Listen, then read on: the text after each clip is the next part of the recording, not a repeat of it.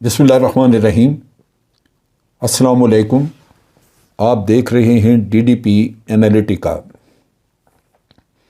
आज लाहौर में शहबाज शरीफ और उनके बेटे हमज़ा के केस की हेयरिंग थी। मनी लॉन्ड्रिंग का केस है और इस केस के दौरान जब पहले तहकीकात होती रही तो आपको याद होगा कि FIA इसकी तहकीकात कर रहे थे और आज भी FIA के लोग ही वहाँ पे मौजूद थे।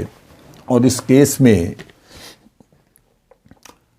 मलिक मकसूद चपड़ासी का नाम बहुत आता रहा, एक मुश्ताक चीनी उसका नाम आता रहा, और फिर एक डॉक्टर FIA के जो डायरेक्टर थे, डॉक्टर इरफान गालिबन नाम था, जैसे ही हुकूमत आई उनको फौरी तौर पे तब्दील किया गया। अब इन तमाम हजरात जो ये मुकदमे से रिलेटेड थे, इनको दिल के दौरे पड़े और अक्सर तो इनमें से मर गए। कोई बचा तो वो दिल का मरीज़ होके बचा, जो मसलन FIA का वकील था उस ज़माने में जिसने केस तैयार किया हुआ था, वो हट गया इस वजह से कि उसको भी दिल का दौरा पड़ गया। ये अजीब इत्तफाक है। कुदरत कुछ ऐसा करप्ट माफिया के साथ कुछ तावन है, रियासती मशीनरी का तो है ही है, लेकिन आप देखिए कि किसी ने पूछा ही नहीं, पता ही नहीं किया कि ये सारे लोग अचानक क्यों मरने शुरू हो गए, क्या वजह थी। सिर्फ इस केस के साथ जो काम कर रहे थे या इस केस से रिलेटेड जो लोग थे, ये उफ्ताद उन्हीं पे आनी थी, ये अजल उन्हीं के लिए थी।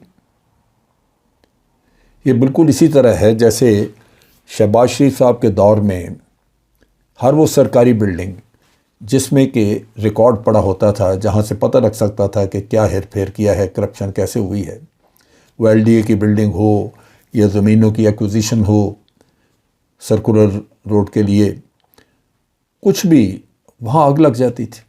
ऐसा इत्तफाक कुदरत का, ऐसा तावन कुदरत की तरफ से कि वहाँ आग लग जाती रही। और ये एक बदकिस्मत, इमरान खान के इसके दौर में किसी जगह पे आग नहीं लगी, कोई बिल्डिंग नहीं जली। सो ये अजीब इत्तफाक है। और फिर उसके साथ साथ आप देखें कि रियासत की मशीनरी तावन किस तरह करती है।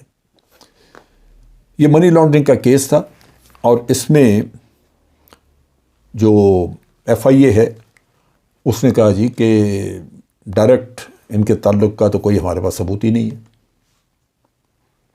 यानी वो मकसूद चपड़ासी तो अब है नहीं, वो तो आके बता नहीं सकता कि ये जो 4 अरब रुपया उसके अकाउंट में था वो कहाँ से आया या किसने दिया, तो वो गया किधर, कोई नहीं।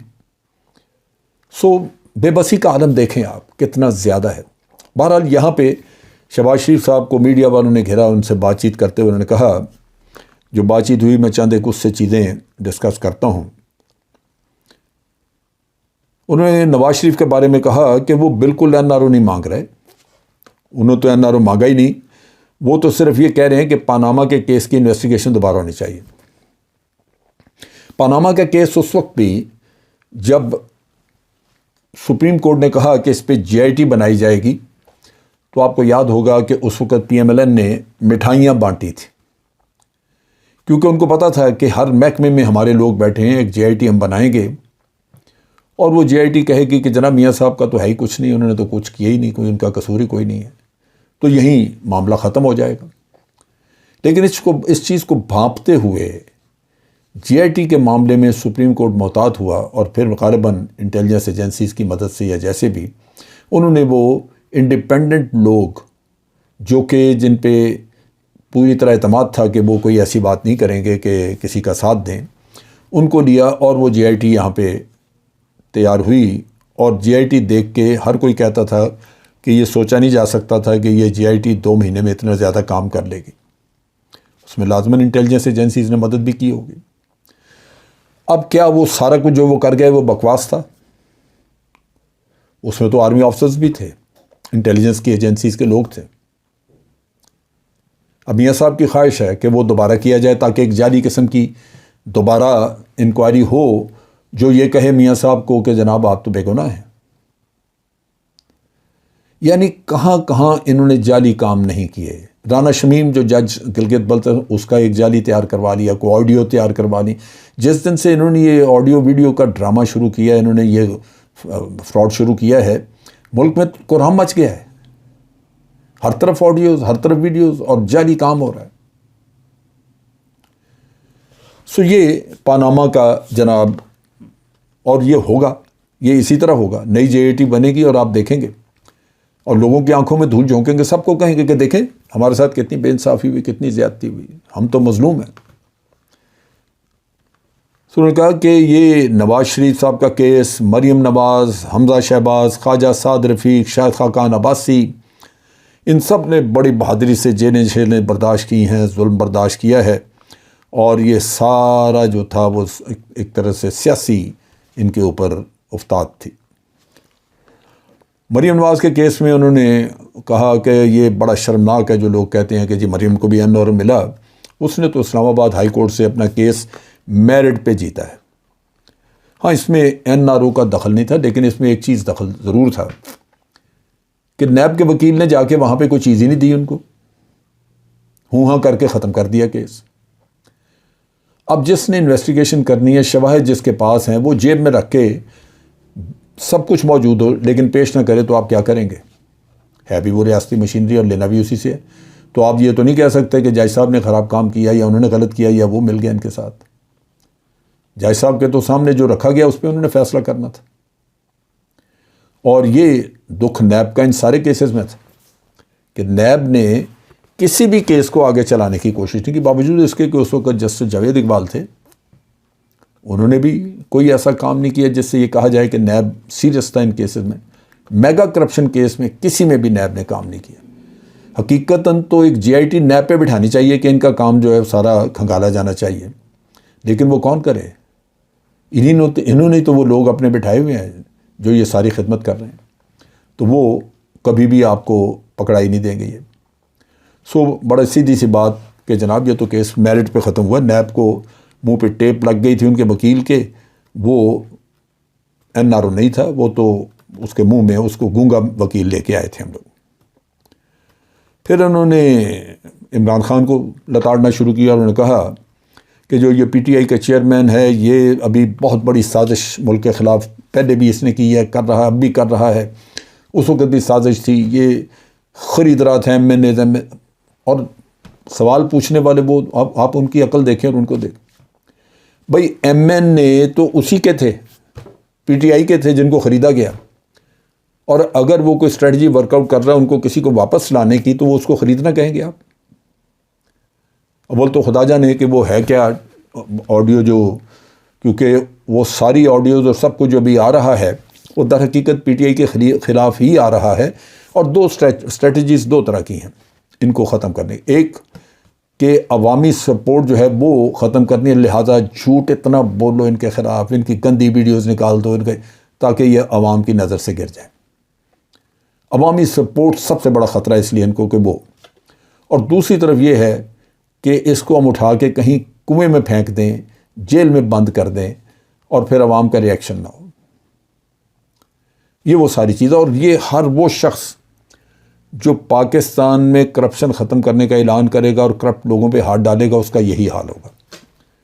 اس کی وجہ یہ ہے کہ عوام اس کے ساتھ زبانی طور پہ تو ہیں، جلسوں میں بھی ہوتے ہیں، لیکن عوام کوئی پریکٹیکل قدم اٹھانے کو تیار نہیں ہوتے.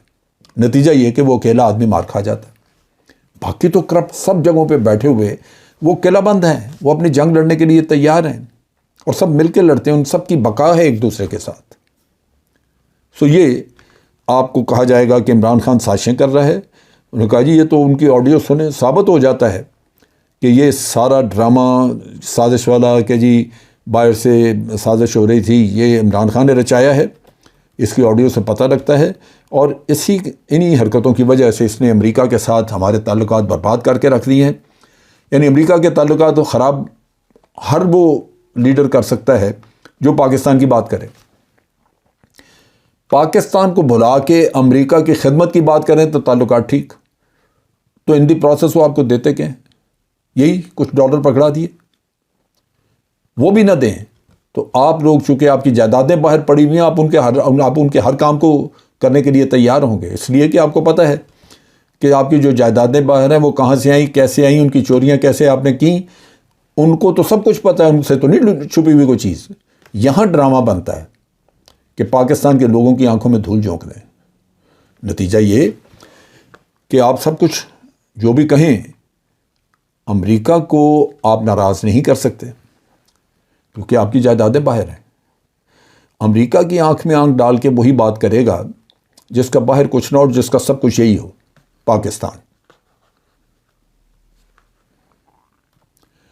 اور پھر انہوں نے فرمایا کہ جناب میں نے اپنی زندگی میں عمران خان سے بڑا جھوٹا نہیں دیکھا، یہ سازشی بھی ہے، دھوکے باز بھی ہے، فراڈ بھی ہے۔ آپ ذرا غور کریں، اب غور کریں ذرا۔ جھوٹ ہوں گے اس لیے کہ بعض مثلاً اس نے کوئی دعویٰ کیا نہیں پورا ہوا۔ یہ بار بار کوٹ کرتے ہیں کہ عمران خان نے کہا تھا کہ مجھے اگر IMF سے لون لینا پڑا تو میں خودکشی کر لوں گا، لیکن اس نے یہ تو نہیں کہا تھا کہ اگر آپ ڈبو جائیں گے ملک کو قرضوں میں تو پھر مجھے آپ کے قرضے اتارنے کے لیے ہی قرضہ لینا پڑے گا، میں کدھر جاؤں گا۔ یہ بھی قوم کو بتائیں کہ جب نون لیگ کی گورنمنٹ گئی تو آپ قرضے اپنی GDP کے 70% سے اوپر لے چکے ہوئے تھے۔ جب آمدن ہی نہیں ہے آپ کی تو قرضے اتارنے کا وقت آیا عمران خان کے ٹینیور میں، پھر کہاں سے اتارتے ہیں؟ جب آمدن نہیں ہے آپ کی تو اتارے، اور پھر کووڈ آ گیا۔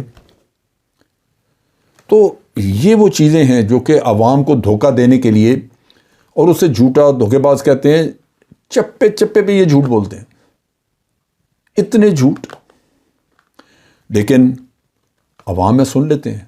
اپنی مرضی کے میڈیا کے لوگ آس پاس ان کا جھرمٹ ہوتا ہے وہ بھی سن لیتے ہیں، پوچھتے ہی کوئی نہیں، سوال ہی نہیں کرتا۔ آڈیو لیکس اور ان چیزوں کے اوپر انہوں نے بات کی، اور پھر انہوں نے نیب نے یہ FIA نے تو واضح کہہ دیا کہ جناب یہ بے گناہ ہیں، ان کا کوئی اس سے تعلق نہیں نظر آتا، لہذا یہ کیس صاحب وہ تو ہو گیا۔ اب یہاں پہ جو سب سے بڑی سازش کھل رہی ہے، جو چیز اصل ہے جس کو میں جو بات کرنی چاہ رہا تھا، وہ یہ ہے کہ یہاں پہ ایک سوال کیا گیا شہباز شریف صاحب سے کہ ہمیں سننے میں آیا کہ پنجاب میں کوئی تبدیلی آ رہی ہے حکومت کی۔ تو انہوں نے کہا کہ بالکل تبدیلی آئے گی اور آ سکتی ہے، اور جو تبدیلی آئے گی وہ آئینی طریقے سے ہی آئے گی، اس کے علاوہ اور کوئی نہیں، یعنی ہم آئینی طریقے سے تبدیلی لے کے آئیں گے۔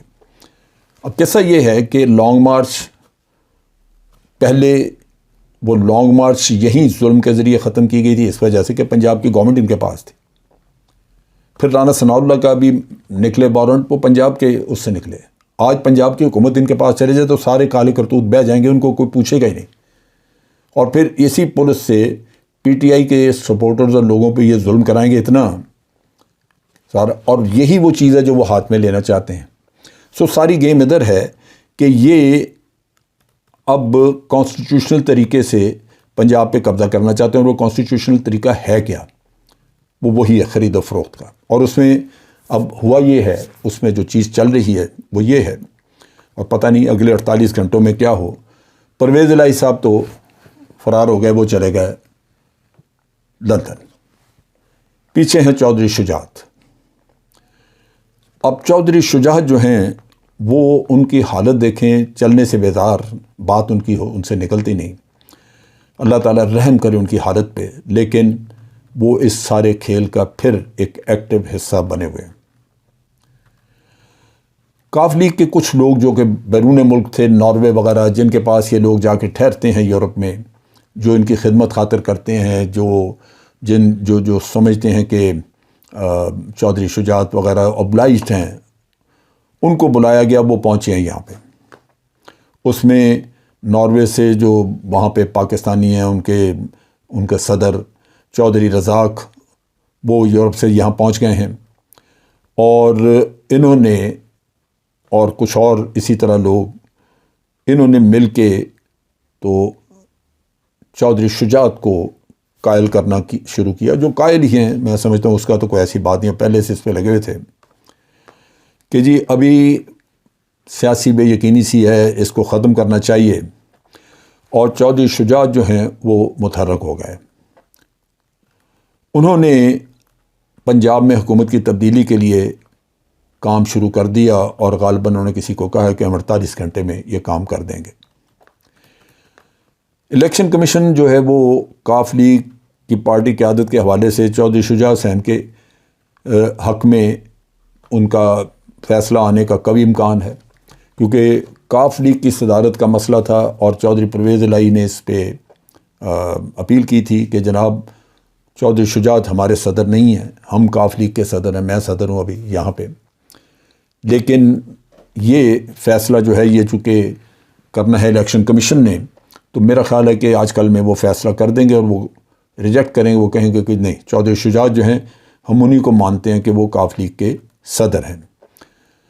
اس کے بعد جو یہ یورپ سے آئے ہوئے لوگ اور یہ چودھری شجاعت وغیرہ مل کے ان کی آلریڈی رہائش گاہ میں بیٹھ کے میٹنگیں وغیرہ یہ کام شروع ہو چکا ہے، اور پھر صدارت ان کی چودھری شجاعت کی مان کے ان کے حوالے سے احکام جاری کیے جائیں گے کیو لیگ کے ان لوگوں کو جو کہ پہلے پرویز الہی کو ووٹ دے چکے ہیں، اور یہ کہا جائے گا کہ یہ سارا کچھ ملک کو تباہی سے بچانے کے لیے ہے، ملک کے اعلیٰ مفاد میں ہے، لہذا اس وقت تک سیاسی صورتحال ملک میں سٹیبل نہیں ہو سکتی جب تک کہ وفاق اور پنجاب میں ایک ہی پارٹی کی حکومت نہ ہو۔ چودھری شجاعت خصوصی طور پہ ناروے سے آئے ہوئے لوگوں کے ساتھ مل کے اس کام کو کرنے کے لیے تیار ہیں۔ اس میں چودھری شافع حسین، ڈاکٹر جواد رزاق، ان کے چودھری رزاق کے بیٹے، اور کاف لیگ کے کوآرڈینیٹر محسن اسلم، وہ بھی اس کھیل میں شریک ہیں۔ اب یہ کوئی ایسا قدرت کا معجزہ ہو جائے کہ یہ کام ناکام ہو جائے تو ہم نہیں کہہ سکتے۔ یہاں چودھری پرویز الہی کا اس وقت ہونا بڑا ضروری تھا، لیکن وہ سین سے غائب ہیں، لہذا لگتا یہی ہے کہ اس وقت پارٹی جو بھی 10 ارکان موجود ہیں وہ اپنی وفاداریاں بدلنے میں دیر نہیں لگائیں گے، چودھری شجاعت کے ہتھے چڑھیں گے اور ان کو ان کا حکم ماننا ہوگا۔ یہ وہ گیم ہے جو چل رہی ہے، اور انہی سازشوں کی وجہ سے آج ہم اس بدحالی کا شکار ہیں۔ اگر کوئی احمق یہ سوچتا ہے کہ پنجاب کی حکومت بدل کے تو اس سے ملک میں سٹیبلٹی آ جائے گی، تو اس سے بڑا احمق کوئی نہیں۔ اسے بھولنا نہیں چاہیے کہ لاہور میں سب سے بڑے مجمع ہوں گے پی ٹی آئی کے، تو یہ ایک مزید گند مچانے کا، مزید انتشار پیدا کرنے کا ایک ذریعہ بنے گا۔ لیکن کیا کریں، یہ سیاسی کھیل جس میں 100% اپنے مفادات حاوی اور ملک کی کوئی سوچ نہیں رہا، یہ اس ملک کو تباہی کے دہانے تک پہنچا کے چھوڑے گی۔ آج کے لیے اتنا ہی۔ افواج پاکستان زندہ باد، پاکستان پائندہ باد۔